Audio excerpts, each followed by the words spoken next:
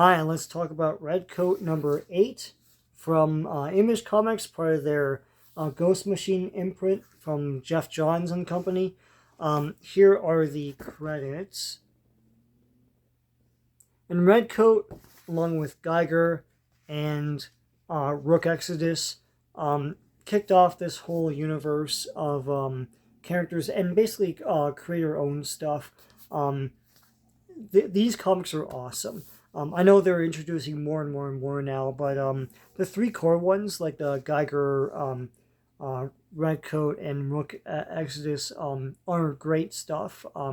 Some of the best comics of the past year in 2024.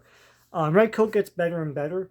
This is basically about an immortal who was on the I guess the British side of the American Revolution, and basically he becomes immortal and encounters all sorts of like historical figures we know, like Benedict Arnold was the big bad in the past few issues.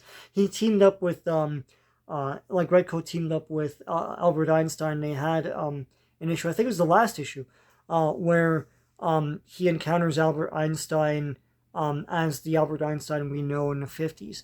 And they reminisce about like their adventures and stuff. There's one adventure Redcoat doesn't want to talk about from 1909. He still isn't talking about it.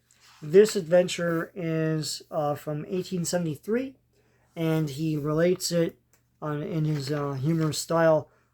There's this family that I'll just reveal it here. I mean, this is spoilers because otherwise I can't talk about the story. I'll just say this up front before spoilers begin. This is great stuff. This is incredible. It's a standalone. Not standalone. It's a story that begins and ends in this issue, and of course continues on into the next issue, like comics used to do. But this was great stuff. I loved it. I didn't know anything about what was going to happen in this issue, and I was riveted through the whole thing.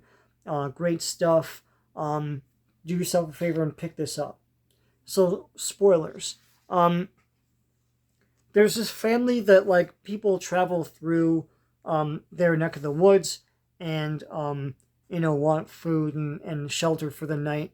And then the family kills these guys and then takes all their treasure and stuff like that. Takes all their belongings and everything.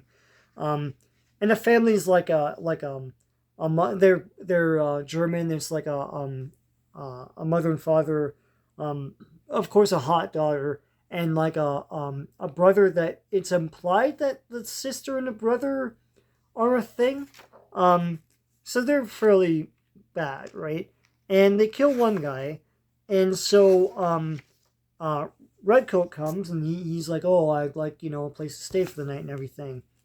So they do their thing. They kill him. They seduce him first, and they have all this food and everything, and then they kill him. The thing is, he's immortal, and they don't know this, right? So when he wakes up, when he's revived, he's in the basement with like these other dead bodies, and he looks around these dead bodies, and one of them is a girl with a doll, and he's like, these guys are awful. What the hell? So then he gets up, into the house and kills them all one by one, right? So that's basically the comic. I'm not doing it justice because it is awesome. Here's some of the action and art. It's pretty incredible stuff. The mother's a real bastard, but yeah. And then he claims at the end he didn't do it for some sort of like lofty purpose. It's just pure self-preservation. It's implied that that's not the case. He's just sort of lying to himself. And he does think about 1909 in one brief panel, and we don't know what happened. So they're obviously leading up to something. Look, this comic is great. What I love about it, too, is I feel like I'm reading classic comics when I read this. I love, too, that whenever they have, like, another character from the universe or someone that's